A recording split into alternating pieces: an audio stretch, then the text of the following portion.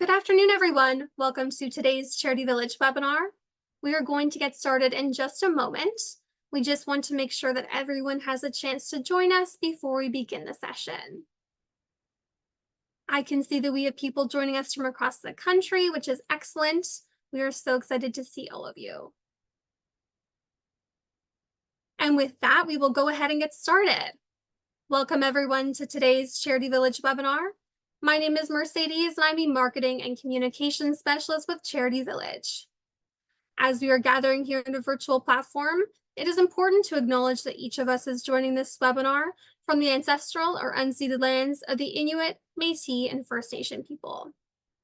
As a settler on this land, I'd like to acknowledge that I'm speaking to you from the traditional, ancestral, and unceded territory of the Anishinaabe, which includes the Ojibwe of Fort William First Nation. For those who may be joining a Charity Village webinar for the first time, Charity Village is Canada's largest online job board for the nonprofit sector. In addition to our online job board, organizations can also post volunteer positions. So if you are looking for work or to recruit talent in the sector, Charity Village is a great place to start. We also have a ton of excellent resources for nonprofit professionals, including online courses, articles, fundraising tools, and free webinars like the one we are presenting today. Before we start today's webinar, I would like to quickly run through some housekeeping items. You may have noticed when you joined the webinar that you were automatically put on mute. Since we have hundreds of participants in today's session, it is important for us to minimize the amount of background noise so that everyone can clearly hear the presentation. But you can still ask questions and make comments using the question box at the bottom of the Zoom control panel. Look for that at the bottom of your screen.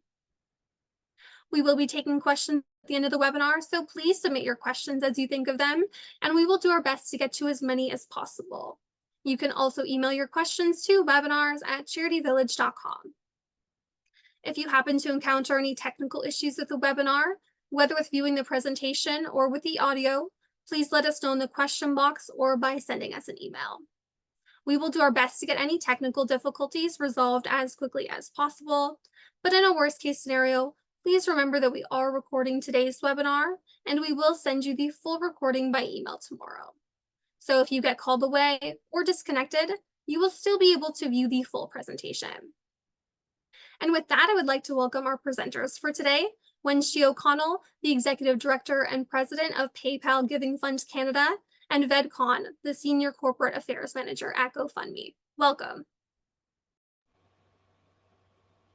Thanks, Mercedes. Thank you very much. Welcome. Thank you for attending our webinar today. First of all, we just want to begin by taking a few moments with a land acknowledgement. While we meet today on a virtual platform, we would like to begin by offering our respect and gratitude for this land that we're on today and for the Indigenous peoples of these lands. We do this to reaffirm our commitment and responsibility in improving relationships between nations and to improving our own understanding of local Indigenous peoples and their cultures. We both are grateful to have the opportunity to live and work on the land now known as Toronto, the traditional territory of the Wendat, the Anishinaabe, the Chippewa, the Haudenosaunee, and the Mississaugas of the Credit, and this place continues to be home to many Indigenous people. Please join us in reflecting on the harms and mistakes of the past and in considering how we, each in our own way, can move forward in a spirit of reconciliation and collaboration. We're going to mix it up a little bit, and instead of introducing myself, I'm very pleased to introduce Ved.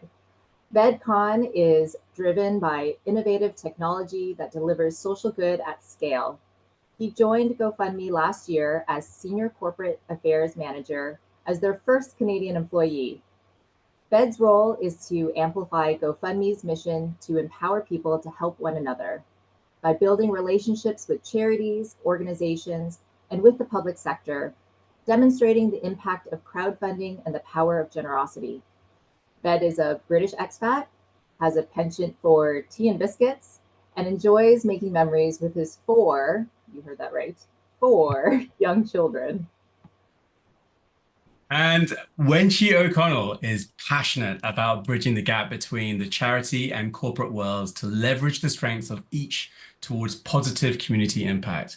As the executive director and president of PayPal Giving Fund in Canada, she is working to increase funds raised online for Canadian charities by partnering with tech companies to integrate giving opportunities into their platforms and make giving part of everyday life. She recently joined the rest of her family in becoming a Canadian citizen and loves to eat yummy food and spend time with her partner and 2 sons.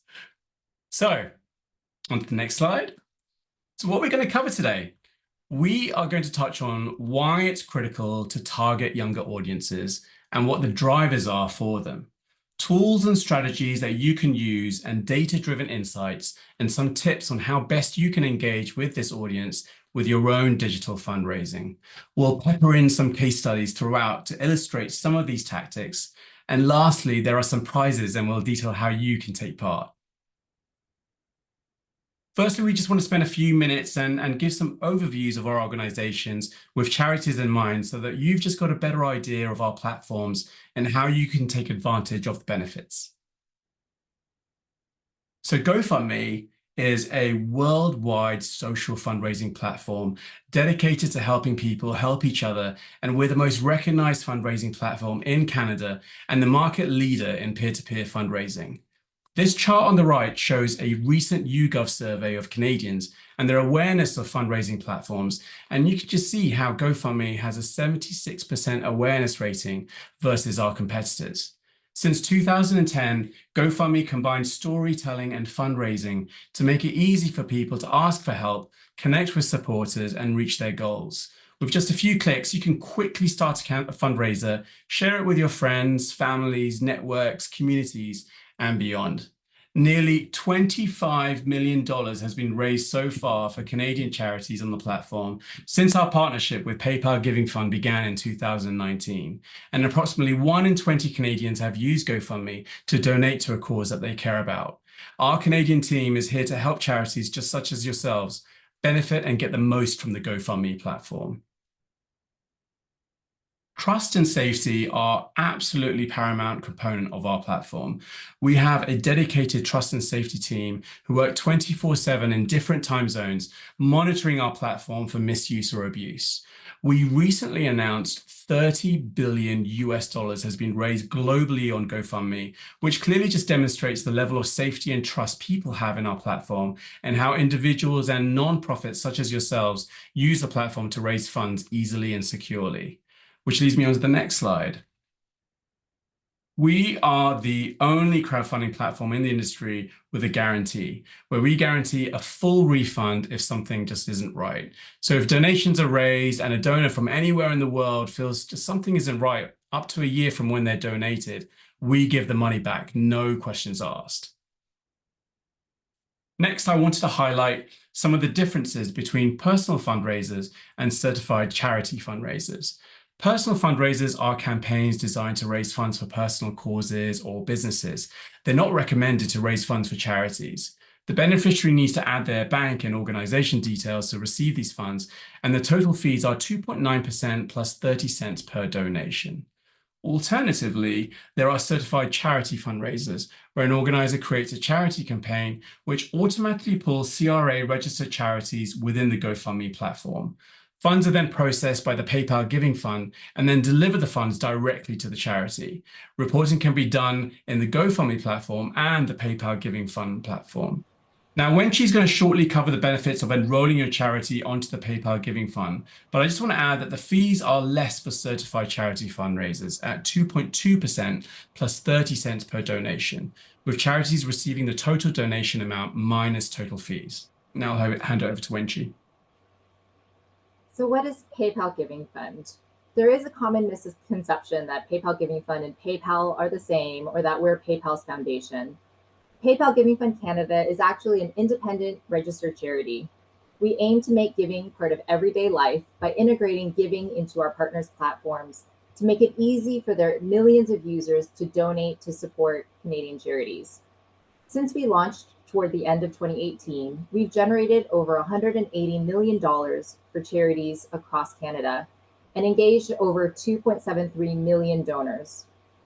In addition to Canada, PayPal Giving Fund is registered as a charitable entity in the US, UK, Ireland, and Australia. It's free to enroll with us, and as Beth mentioned, I'll explain more about charity enrollment in a moment. As Ved noted, we've partnered with GoFundMe in Canada since 2019. And while this diagram shows how we work with GoFundMe, the model is similar for our other partners. Donors using GoFundMe's platform donate to PayPal Giving Fund via one of the many fundraisers set up to benefit a charity. We issue donation receipts to the donors, and then we gift all of the funds we receive to the benefiting charities. We report to the CRA and comply with charity regulations, and we maintain a directory of charities that we vet for active charity registered charity status, in addition to conducting other compliance checks I've outlined on the next slide. One of the huge benefits of our structure is that PayPal Giving Fund leverages PayPal technology to ensure transactions are secure and protected, so donors and charities can feel safe and confident that funds donated on platforms powered by PayPal Giving Fund will be delivered to charities. A large part of the work we do is in monitoring our directory of charities for eligibility, which includes active charity status with CRA, anti-money laundering, and other compliance checks. We also partner with TechSoup to validate charity accounts for enrollment, and we provide access to reports for enrolled charities on all donations received to benefit them across all our partners' platforms. We explain how we manage and deliver funds to charities in our policies that are available online, and we gift 100% of the funds we receive to charities. PayPal Giving Fund doesn't charge donors or charities for the work we do, since the cost of our operations is covered by our partners. If you are a registered charity, we hope you will join the over 10,000 charities who have already enrolled with PayPal Giving Fund if you haven't already. It's free to enroll and involves signing up for a PayPal business account and validating that it's for your charity. There are a number of benefits of enrollment, including receiving your funds more quickly and electronically into your PayPal account, accessing reports on donation data, which include donor information where the donor has shared it. You can also personalize your charity's profile with a logo, mission statement, and other info, which will help donors find you more easily across our partners' platforms. Finally, you'll be eligible for all of our partner programs, since there are certain ones that are only open to enrolled charities. Here's the link to check out enrollment if you're interested.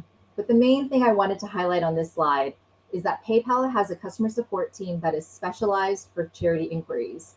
So if you have any questions about PayPal Giving Fund, enrollment, or other charity-related issues, you can reach out to our specialized team via the info on this slide. I'll pass it back over to Ved for our first audience poll. Hey, our first bit of interaction. So now we're just going to take a moment and do a quick poll of the audience. So please take a moment to answer. Have you or your organization implemented any strategies to specifically engage younger audiences? Please answer yes, no, or unsure. And we're going to watch this live.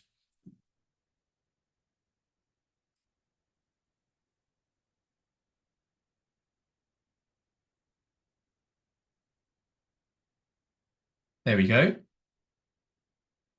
Yes, at 30%, no at 56%. Do we hold off a little bit more? Do we hold off a few more seconds, Winchi, or? It looks like everyone's answered, which is awesome. This is phenomenal.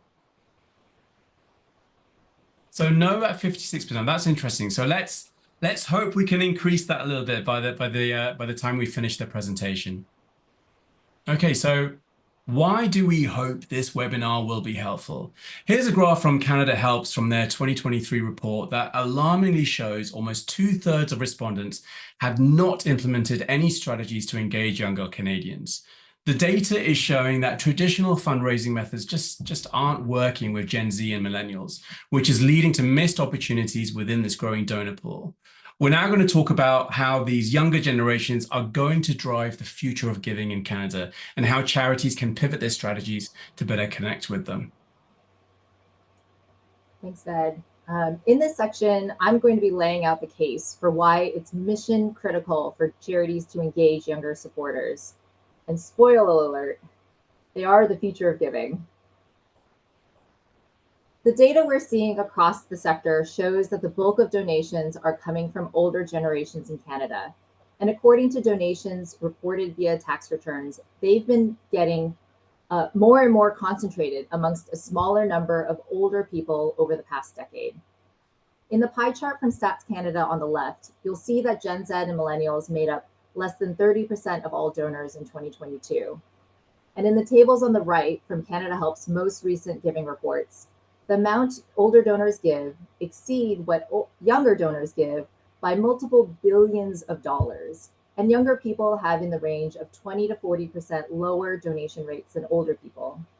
So it does make a lot of sense that to date, charities have been focusing the majority of their fundraising efforts on older donors.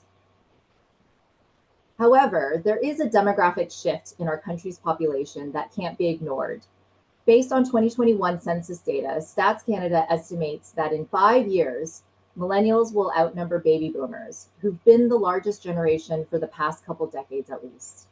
And you'll see that the sum of millennials and Gen Z will outnumber the older generations even sooner, as in only a couple years from now.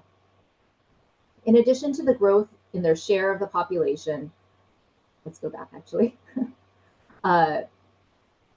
Thanks. So in addition to the growth in their share of the population, these younger generations will make up more and more of the working population, and therefore they're in or will be soon entering their prime earning years. The wealth of older generations will be transferring to younger generations as well. So younger generations will start to have a kind of wealth in the coming years that they haven't had to date, and they're poised to become the dominant force in charitable giving, surpassing older generations. Now we can go on. Imagine Canada in their 2019 report that looked back at the past 30 years of giving in Canada, flagged this turning point, and noted it could be seen as both a challenge and as an opportunity. While baby boomers have been, quote, the mainstay of the charitable sector for most of the past 30 years, Imagine also noted that young Canadians have generally positive attitudes towards charities, even if they've given less. In light of this turning point, Imagine Canada identified a gap in available data and the need to identify digital strategies for the sector to be prepared for this future of giving. Go back to the last slide, sorry. A few years ago, PayPal Giving Fund wanted to help try to fill that data gap, and we commissioned a report looking at giving trends across generations in Canada with a focus on digital giving. Data in our first Future of Giving report showed that online giving wasn't just a pandemic thing, and digital fundraising had become a necessity for charities to reach donors into the future. Feedback we then received from that report made us realize that there was an even bigger gap in this data specific to the giving habits and donor expectations among younger generations. So last year, we partnered with Agency on our second Future of Giving report, Looking Beyond the Selfie.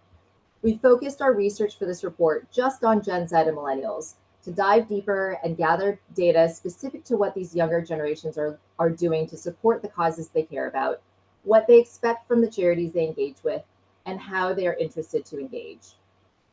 We surveyed over 1,000 Canadians who engaged in an act of generosity in the previous 2 years, and the respondent pool was weighted to reflect the composition of the Canadian population by region, gender, and age.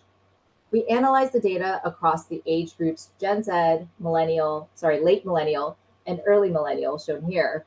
And you can think of our Gen Z group as early Gen Zers in a way, since there is a segment of the Gen Z population we couldn't survey since they aren't 18 years old yet. Before I get into the findings from our research, we are curious to find out how many members of these younger generations are online with us today.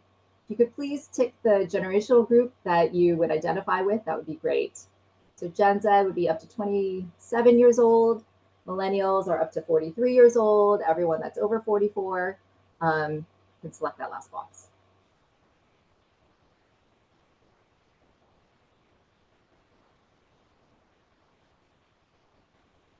Awesome. Great. So we hope for those Gen Z and millennials out there, it looks like there's 14% Gen Z, 45% millennial. Amazing. We hope that some of the data that I'm about to present from our research does resonate. And for The rest of the audience that are the older gen, I would have joined that group as well. I'm finding it really fascinating to learn more about our younger compadres that are really going to shape our future. So as one would expect, we found that Gen Z and millennials are tech savvy and online focused. They are digital natives, and Gen Z especially has only known a world with smartphones and social media. Our research confirmed that Gen Z and millennials who engage in generosity prefer to donate online, and most of those prefer to use their mobile phones.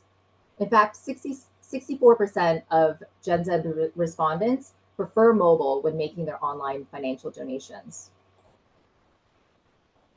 A McKinsey Health Institute report published last year indicated that 58% of Gen Z and 44% of millennials spend over an hour on average on social media per day. Not only is social media where younger people are spending a lot of their time and attention, but we found in our first Future of Giving research that 60% of Gen Zers report that they tend to give to causes and charities that are supported by the influencers they follow. In our research last year, we asked an open-ended question about which online platforms these younger generations use when engaging in acts of generosity.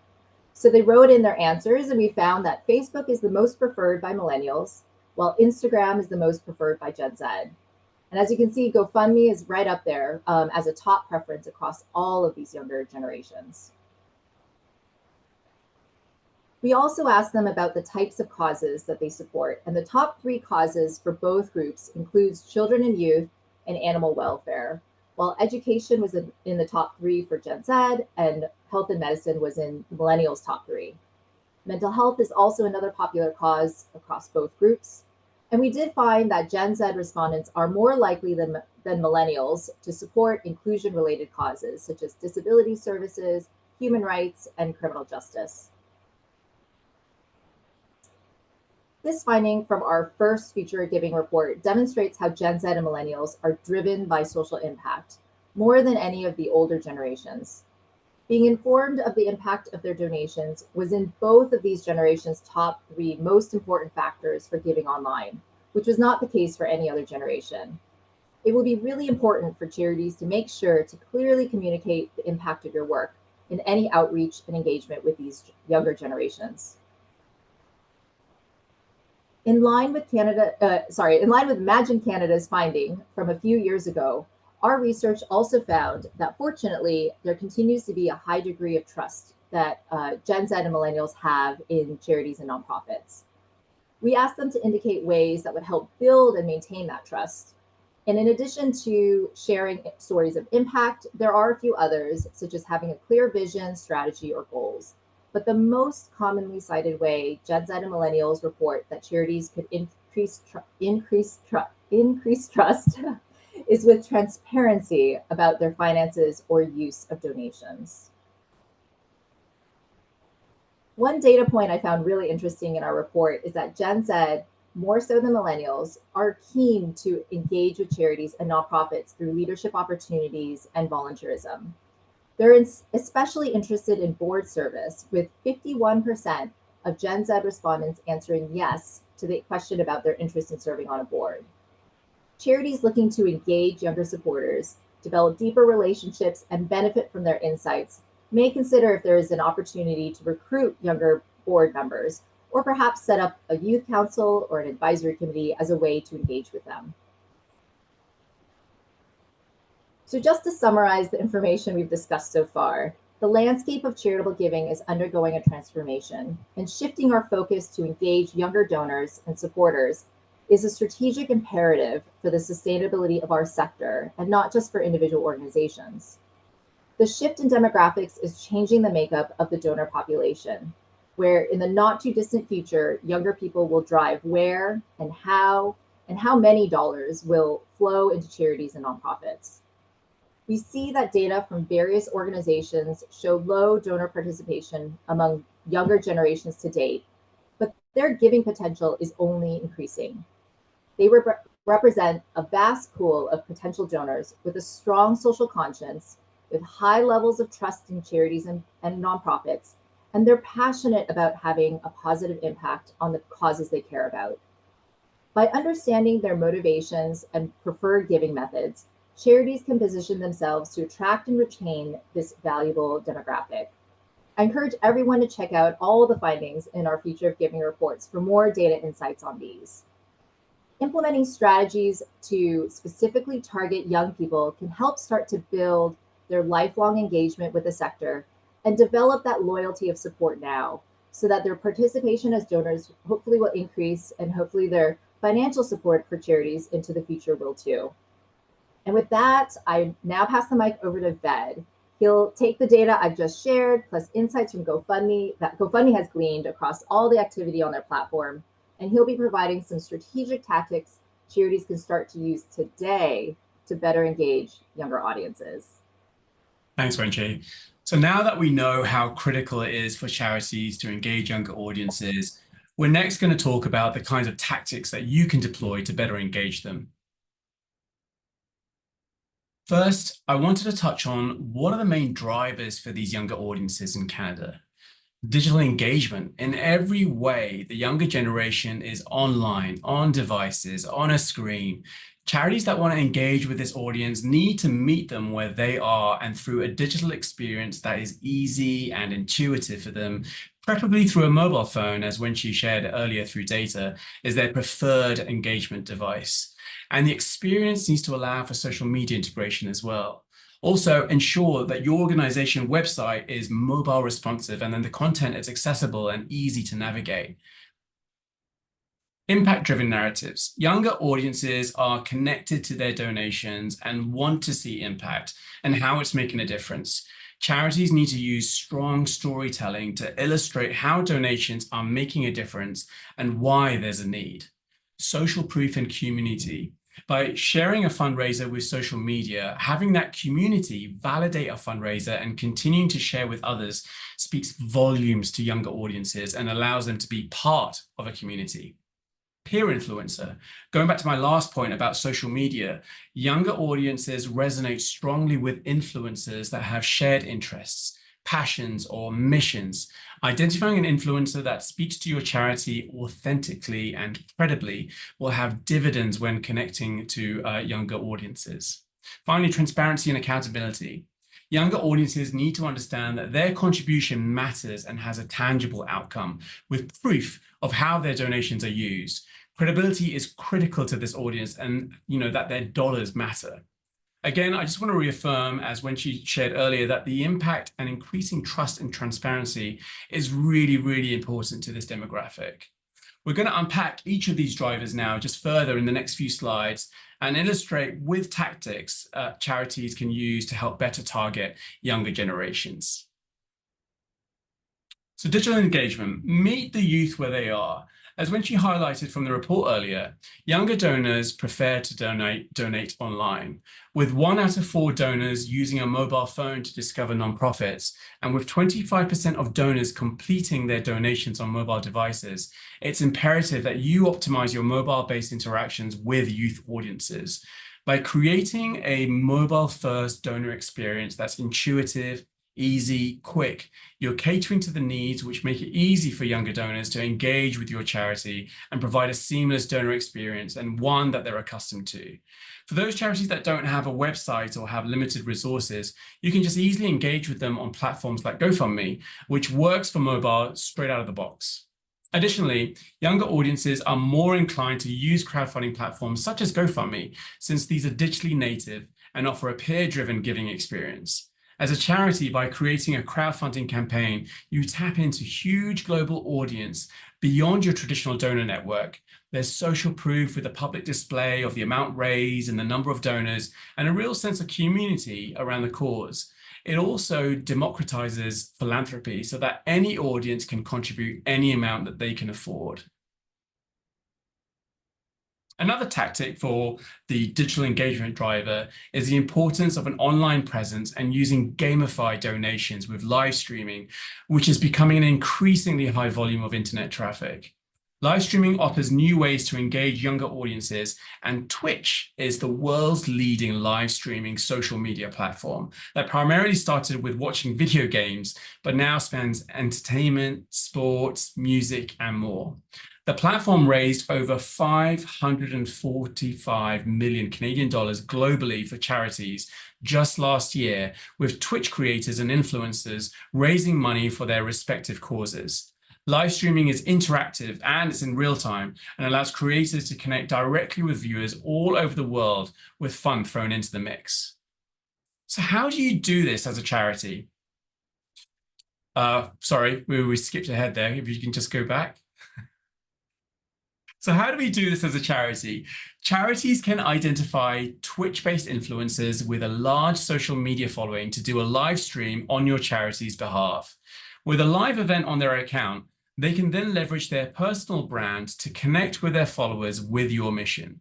Also, I just want to note another benefit is that PayPal Giving Fund is partnered with Twitch for their donation integration within their platform. Next slide, please.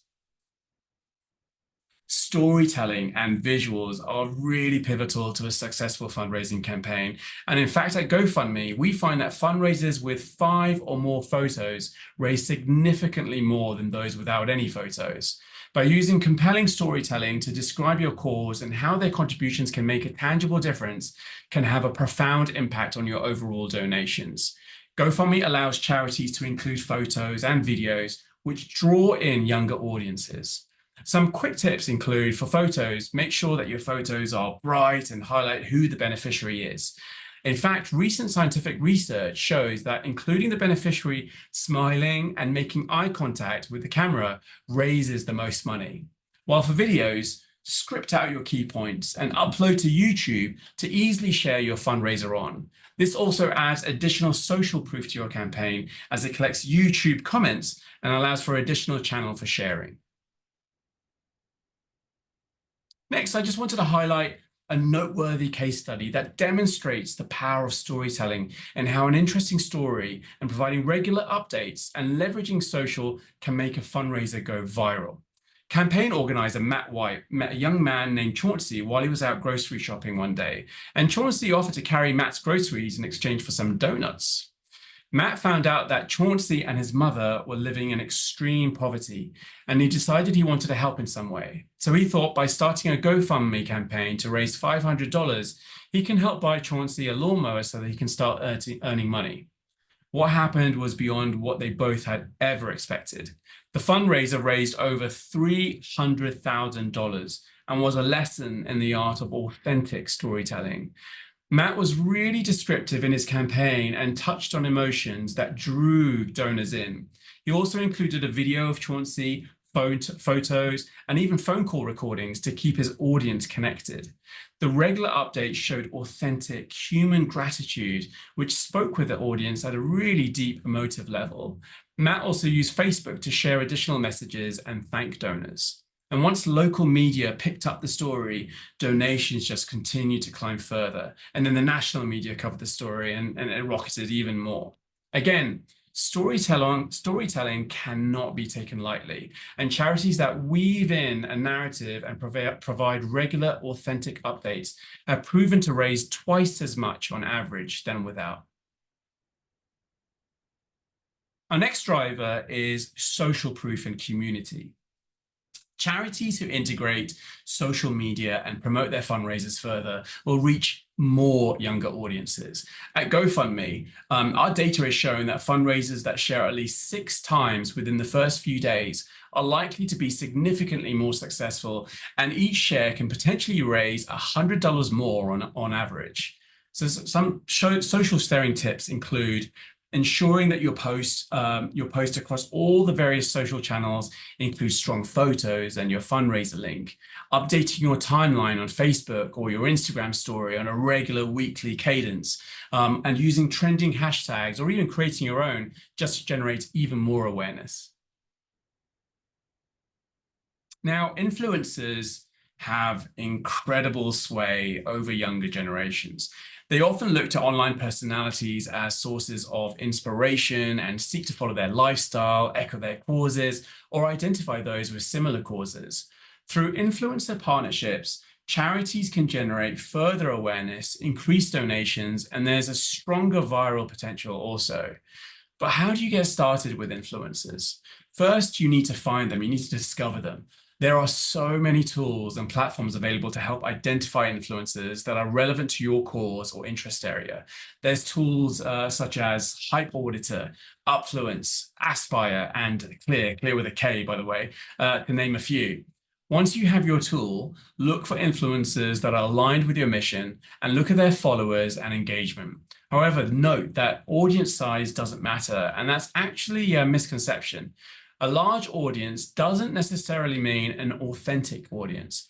There's a group called micro influencers who have smaller follower size, say 5,000 to 30,000, but they're the most in demand, and they're often specialized in a niche industry, which means their audience is highly engaged. So carefully vet the audience and engagement before you approach. Next, you need to create a campaign brief, which allows for smooth collaboration with expectations, deliverables, and guidelines on what you're looking for so that you're set up for success right from the get-go. Then there's payment. And this might be the most difficult, and payment is often through various negotiations, but depending on the size of the influencer's audience and the type of content that you need, this can range from just under $100 to thousands. Some influencers might be open to partnering in exchange for gifts or services rather than money, or even organically if they're passionate about the cause. It all depends on who you approach. At GoFundMe, we recently partnered with Hollywood celebrity Kristen Bell for our Back to School campaign, as she was passionate about education. We worked with her to raise money for an education fund to pay for classroom supplies and more by engaging with her 1.5 million audience. We also continue to explore partnerships with Peloton, TikTok, and celebrities such as Drew Barrymore and Ryan Reynolds, and more. We find organic influencers, i.e. those who discover fundraisers on their own, who spread fundraisers through their social channels, often becomes viral. For example, I think just 2 weeks ago, we recently had a London, Ontario-based fundraiser create a campaign for his family in Gaza, which was shared by an influencer, Yubval, with his 2.7 million followers. And that quickly raised over $200,000 in just a matter of days. Next slide, please. Another case study example of the power of influencers is Taylor Swift. Taylor, through the years, has been an ardent supporter of GoFundMe, donating funds to various campaigns that resonate with her. She's helped with medical bills or covering rent for a family. She fairly recently donated $100,000 to the family of the woman who was killed in the Kansas City Chiefs victory parade. Her audience, or you may know as Swifties, are passionate about her causes, and in fact donated in $13 amounts, which is the singer's lucky number, to a fan's family who died while driving back from her concert. That raised over $144,000, again in just a matter of days, and proves the power of influencer and community. In summary, what you're trying to do with influencers is really to amplify your campaign with their audiences. And another way to amplify is to work with corporate partners, one of which is GoFundMe. So now I just want to take a moment and just show what GoFundMe offers our charity partners so that we can work with you and help you during specific calendar moments during the year or during, say, crisis. We can create dedicated, curated fundraiser landing pages to showcase your specific cause and help with amplifying the page and any associated fundraisers through our communications team to media outlets across the country to help drive further donations. Some recent examples we've done in Canada include a dedicated hub page for Ramadan, where we partnered with Muslim Welfare Canada, Muslim Food Bank, and Project Ramadan by creating dedicated fundraisers. We also created a recent hub page to help support Canadian Mental Health Awareness Month. Next slide, please. And just to go a little further on amplification and process, we work with our trust and safety team to verify fundraisers and ensure that there are no red flags. And from an individual fundraiser perspective, there is a connection between the campaign organizer and the beneficiary. Our comms team then work on amplifying your fundraisers with media outlets, either locally or nationally, depending on the campaign. And we work with journalists all across the country on a regular basis, building relationships and share campaigns for them to publish stories about. And this often translates to more donations raised. We have a VIP and customer care team to help with any guidance you might need. And we can also work with you on creating dedicated landing pages when a crisis hits. For example, at the moment, we're working with the Canadian Red Cross in building a dedicated 2024 wildfire landing page and a fundraiser, and the Canadian Red Cross will benefit from all of these donations. Finally, if you've got an idea, please feel free to reach out. Oh, just back a bit. Finally, if you have an idea, please feel free to reach out to us at canada@gofundme.com, and we can collaborate together on any kind of campaign concept you might have. We would be happy to help. Okay, next slide. And our final case study shows the effect that media plays in a campaign. Cure Michael was a fundraiser created by a father, Terry, for his son Michael, who was diagnosed with SPG50, a very rare neurodegenerative disease, which tragically meant Michael would slowly regress and be wheelchair bound by the age of 10. Terry created a campaign with a goal of raising $3 million in 1 year to help support getting a clinical trial set up. Through amplification, the Globe and Mail picked up on the story and managed to raise $120,000 in just 1 day, and in the end raised $2.8 million. Terry provided regular updates to the campaign, and the last being that the support raised allowed them to provide gene therapy to not only just Michael, but 2 other children. Our last driver is transparency and accountability. We touched on this earlier, but younger audiences expect charities to build trust and loyalty with their donors and validate how their contributions are delivering impact. By sharing real-time updates on social media and emailing your donors or directly on your fundraiser page helps to re-engage them and potentially deliver more donations. Next slide, please. Finally, we just want to give a short recap of what we covered in the last portion of the presentation. So based on the data earlier shared by Wenxi, it's a strategic imperative to engage younger audiences for the long-term sustainability and growth of the Canadian charitable sector. Some of these best practices include have a mobile optimized campaign page, or use a digitally native platform like GoFundMe, and use social media to tap directly into younger audiences. Really hone in on storytelling and narratives and use videos, photos to tell your story and resonate with your audience. Use social media platforms to post, update, and share your fundraiser, and explore the idea of working with an influencer who understands your cause to further promote your campaign with a younger audience. Finally, share stories and updates of your fundraiser to show how contributions are making a tangible difference and you're demonstrating transparency, which is so critical to this audience. And I think we're going to start with our Q&A.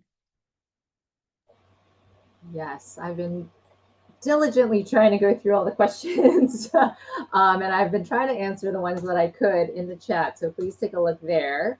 But let me start. There were a couple questions about using the platform as a nonprofit. And so with with PayPal Giving Fund, we only fund registered charities. So if you're a nonprofit, you wouldn't be able to enroll with PayPal Giving Fund, but you can still use the GoFundMe platform, but you would just have to use the personal fundraiser side of things, since your organization wouldn't show up as one of the charities for the charity fundraisers. I think that was to Gabriella. There was another question around, is there a list of partners that use PayPal Giving Fund? And you can check out our website, paypalgivingfund.ca, and it has a bunch of our partners there, and we are always adding more partners. So, last year we added Instagram. This year we have a few partners in the pipeline that we'll be adding. And so just keep an eye out about our new partners as they come. And there was a question that I think came from Angela. Thank you, Angela, for that question. There was another question from Ian that was asking, why use GoFundMe when PayPal Giving Fund doesn't charge fees? And actually, the way that this works is that PayPal Giving Fund and GoFundMe are in partnership. And so we are the charity of record that receives the funds for those charity fundraisers. We issue the donation receipts to the donors, and then we make sure that the funds are getting to the benefiting charities. We as PayPal Giving Fund don't charge fees, but of course, our partners have platform and other processing fees that apply, and they will disclose those. So we don't add any fees to that whole process. Hope that answers your question, Ian. I I can did take, see, oh, yeah, go ahead, Bet, if you I found can one that you wanted to answer, yeah. Yeah. So someone asked, can someone from overseas donate to a GoFundMe subpage created by a charity? 100%. We get donations from all over the world. There's no issues with that. Yeah, there was a similar question from Sarah about PayPal Giving Fund. As a Canadian charity, can you receive donations from donors in Australia or in other countries? And yes, you definitely can. The Australian donor would just have to pay in Canadian dollars, and so they would just use their payment instrument to make that donation. But they are definitely welcome to do that. We have donors from all over the world giving to PayPal Giving Fund Canada and to support Canadian charities. Is there one? Someone's asking about TikTok in the report. Is that something that you can? Yeah, a couple of you guys, I think Sarah and Ramsey were both asking about TikTok. TikTok, I don't believe they have in-platform giving at the moment in Canada, but we are in conversation with them to see where we can potentially partner with them. So we're hopeful that will come soon. Mark is asking about how does GoFundMe have an extra service to get the word out? And I think that speaks to the amplification piece of what I was talking about. And again, Mark, happy to kind of like help if you reach out to us and if there's something that you wanted to do and our campaign idea, we can definitely explore about how we can get the word out and spread through amplification.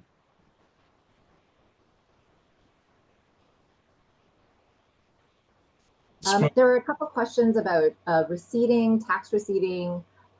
So PayPal Giving Fund, as the charity of record that receives the donations from the charity campaigns on GoFundMe, we're the ones that are issuing the tax receipts to the donors. So they are receipts from us. It will note on the receipt the benefiting charity that the donor has indicated that they want to benefit from those funds. But the tax receipt is being issued from PayPal Giving Fund. There was a question about GoFundMe and if they issue tax receipts. And the answer there is that they issue transaction receipts. So again, GoFundMe is not the charity of record receiving those donations. So it's PayPal Giving Fund that's issuing those tax receipts. Olga is asking if we use GoFundMe, is it possible to transfer our new donor data to our CRM system? So I think in terms of reporting, yes, and I believe you can just download like as a CSV file and then just import it into your the CRM system that you use. Yeah, same with the data reports you would get from the PayPal Giving Fund dashboard. If you're an enrolled charity, that you can also download those as CSV files and upload those into your CRM. Bed, there was a question here around repeating the platforms for connecting with influencers. Oh, I see. Okay. Well, there's Clear with a K, Aspire, and Hype Auditor. They seem to be the big ones, and I've personally used. But there are so many.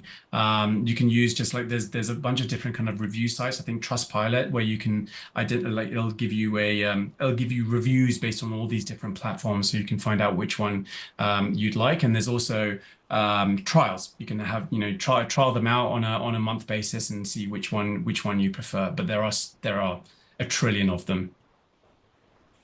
There's a question here around from an anonymous person.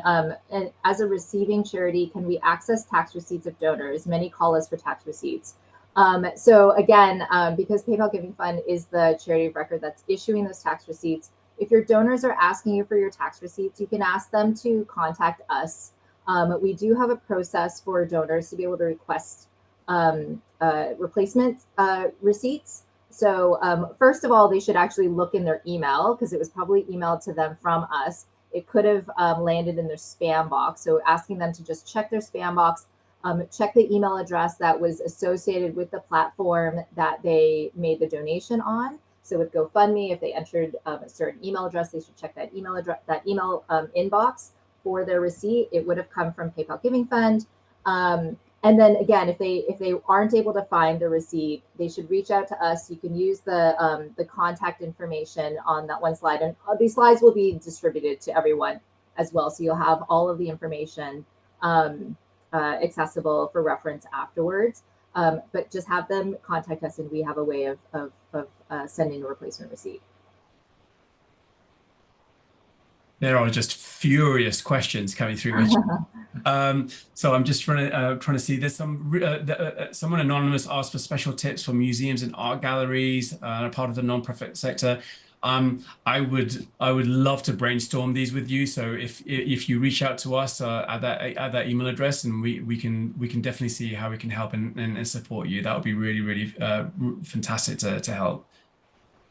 I see a question here from Jen. Would you apply the same methods for nonprofit? And I would say yes, right? Then I would assume that all of those tips and tactics that he shared really apply across the board. And they would also apply to people like individuals that want to support, a charity or whatever cause that they want to support through fundraising as well. Hannah's asking, is there a subscription fee for GoFundMe? No, there isn't. You can just take part. You can create a campaign, and there's no fees whatsoever. Examples of fees. People, I think quite a few people are asking about the influencer side, and I know that I mentioned a couple of those discovery channels that you can find out, various platforms that you can use. Again, we can include this in the resources. I think that's going to be very helpful. So we'll add that to our deck, and you'll have access to a bunch of them and see which ones you want to try out.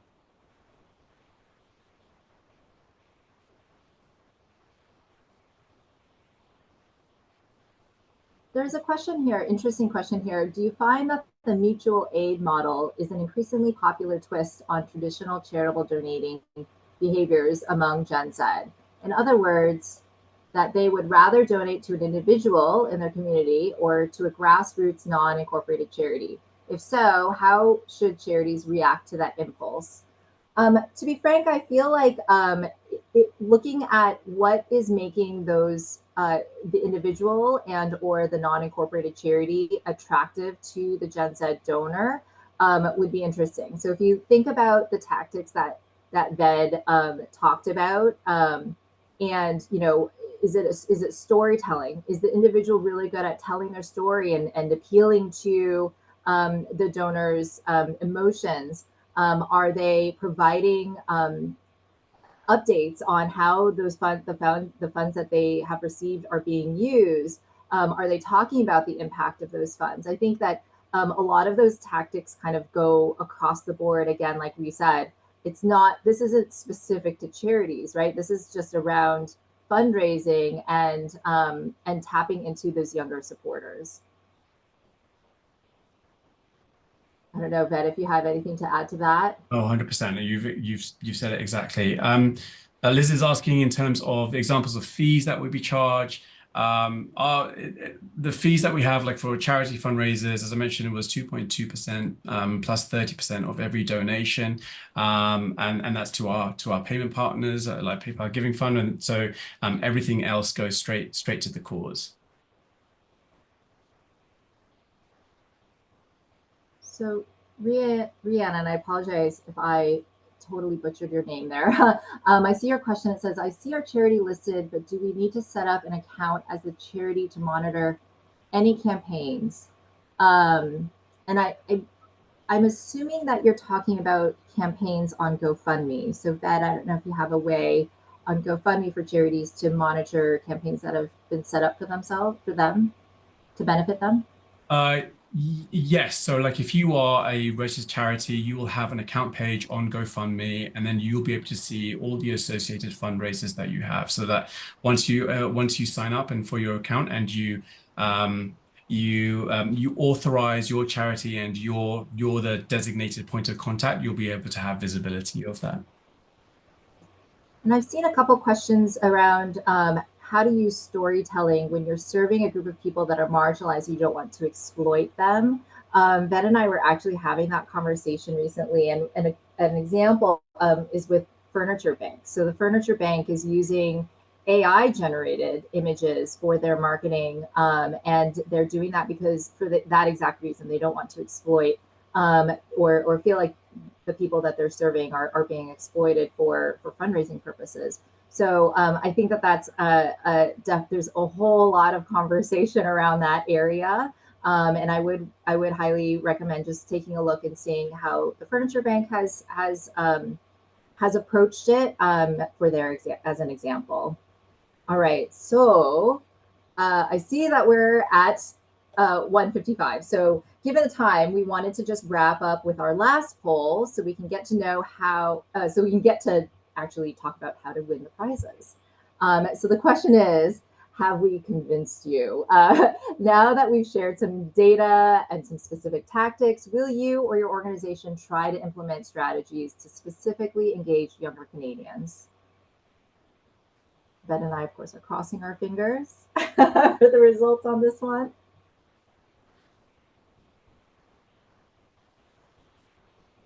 Oh, fantastic. Oh my goodness, amazing.